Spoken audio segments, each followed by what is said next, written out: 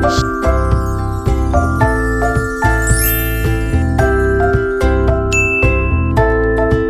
বন্ধুরা, কেমন আছো তোমরা? আশা করি সকলেই ভালো আছো।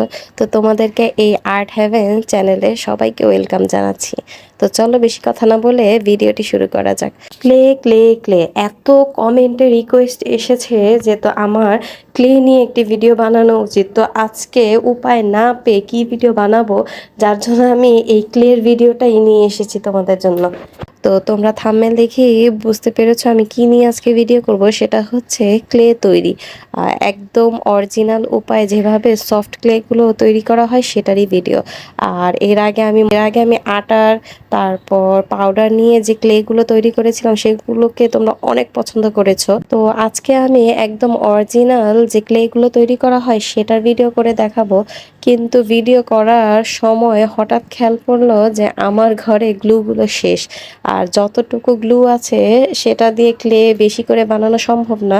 আর এখন এমন একটা সময় বৃষ্টি হচ্ছে বাইরে, তো বাইরে যাওয়া সম্ভব না, কিন্তু আমার ভিডিও তো বানাতেই হবে, যার জন্য আমি এই যতটুকু এক চিমটিও যদি গ্লু থাকে আমি সেটা দিয়ে তোমাদেরকে ক্লে বানিয়ে দেখাবো। ক্লে বানানোর জন্য যে যে জিনিসগুলো প্রয়োজন আমি তোমাদের সামনে এগুলো রেখে দেখাচ্ছি। এটা হচ্ছে অলিভ অয়েল, সাফি ব্র্যান্ডের এই অলিভ অয়েলটা আমি সবসময় ক্লে বানানোর জন্য ইউজ করি, কারণ এটা নন স্টিকি আর এটার মধ্যে কোনো হলুদ বা অন্য কোনো কালার অ্যাড নেই, একদম ক্লিয়ার তেল।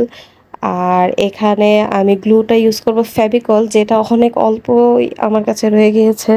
তারপর আমি এই কর্নফ্লাওয়ারটা ইউজ করব। এটার দাম আমাকে কমেন্টে অনেকে জিজ্ঞেস করে কর্নফ্লাওয়ারের দাম কত। তো এটা হচ্ছে এত গ্রাম 70 টাকা নিয়েছে। তো আমি এটা দিয়ে আরও 3-4 বার ক্লে বানিয়েছি। তো এখন যেহেতু আমি অল্প বানিয়ে দেখাবো, তো আমার এটা 1 চামচ নিলেই হয়ে যাবে। আর আমি সব সময় এই যে ছোট এটাকে কি বলে, এটা পাতিলা বা ডেস্ক বলা হয়, যেটাই বলা হয়, এটার ভেতরেই ক্লে তৈরি করি। আর এটা নতুনই ছিল, কিন্তু এই ক্লে বারবার মানে যখন আমি শিখছিলাম ক্লে কিভাবে বানাতে হয়, তখন এটা ইউজ করতে করতে অনেক সময় লেগে যেত, পুড়ে যেত, যার কারণে পাতিলার অবস্থা খুব বাজে হয়ে গিয়েছে। আর এই পাতিলাতে আমি ক্লে বানাতে খুব স্বাচ্ছন্দ্য বোধ করি, কারণ এটা বেশি লেগে যায় না। এখন যেহেতু আমি বানাতে বানাতে অভ্যস্ত হয়ে গেছি, তো এইটা আমার জন্য বেস্ট। তোমরা কিছু মনে করো না এটার এই অবস্থা দেখে। তো আমি এটাই ইউজ করছি। এখানে যতটুকু গ্লু আছে আমি ঢেলে নিচ্ছি এবং তার আন্দাজে আমি এই কর্নফ্লাওয়ারটা দিয়ে নিচ্ছি। এটার কোনো মাপ নেই, আসলে গ্লু আর কর্নফ্লাওয়ারটা এমনভাবে হতে হবে যাতে এটা একদম শক্ত না হয়ে যায় বা একদম তরল না হয়ে যায়। এটার কনসিস্টেন্সিটা যেমন চামচের সাথে লেগে লেগে আসবে এরকম। এই যে আপনারা দেখতেই পাচ্ছেন আমার একটা ভুল হয়েছে, কারণ আমার গ্লুটা অনেক কম, যার কারণে এটা এরকম একটু হালকা শক্ত হয়ে গেছে। কিন্তু ভয়ের কারণ নেই, আমি এখানে এখন অয়েল ইউজ করব। অয়েলটা আসলে ইউজ করা হয় যাতে এটা হাতের সাথে লেগে না যায়, কিন্তু আমার যেহেতু এখন গ্লু কম, তাই আমি এখন তেলটা এখানেই দিয়ে দিব। এটা আমি একদম 1/2 চামচের মতো ইউজ করব তেলটা। আপনারা হয়তো মনে করবেন যে এটা তো এখানেই হয়ে গেছে, কিন্তু আপনারা খেয়াল করবেন এটা আমার হাতের সাথে লেগে যাচ্ছে। যেমন গ্লুটা হাতের সাথে লেগে গেলে যেভাবে রিয়েক্ট হয় সেরকমই হাতের সাথে লেগে যাচ্ছে, কিন্তু এটা যখন আমি চুলার উপর একটু গরম করে নেব তখন এটার হাতের সাথে লাগবে না। তো আমি এখানে একদম লো ফ্লেমে চুলাটা জ্বালিয়ে এটাকে চুলার উপর বসিয়ে নেব। এটাকে আমরা রান্না করব এই উদ্দেশ্যে না, খালি আমরা এটাকে প্রত্যেকটা সাইড থেকে হিট করব, যাতে গরমটা প্রত্যেকটা এই মিশ্রণের সাথে লেগে যায়, যাতে গরম হয়। তো আমার এটা হিট হতে প্রায় 30 সেকেন্ড লেগেছে। আর আপনারা যদি বেশি করে বানান তাহলে হয়তো এটা 10 মিনিটও লাগতে পারে।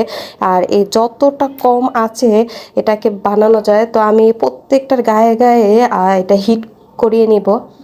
তো আমি এখন বেশি দেরি না করে আর ফ্যানটা অফ করে দিয়ে এটাকে আস্তে আস্তে মেল্ট করব, যতক্ষণ না পর্যন্ত এটা সফট হয়ে যায়।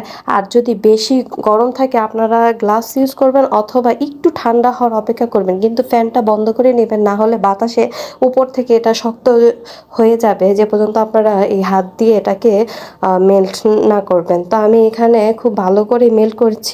আর মেল্ট করার সময় অনেকে সাদা অ্যাক্রিলিক কালারগুলো ইউজ করে থাকে, কারণ ক্লেগুলো যখন তৈরি হয়ে যায় তখন এটা এক ধরনের হলুদ একটা রঙে পরিবর্তন হয়ে যায়। তো এজন্য আমার কাছে যেহেতু সাদা অ্যাক্রিলিক নেই, তাই আমি এখানে কালো যে রংটা ছিল সেটা ইউজ করছি।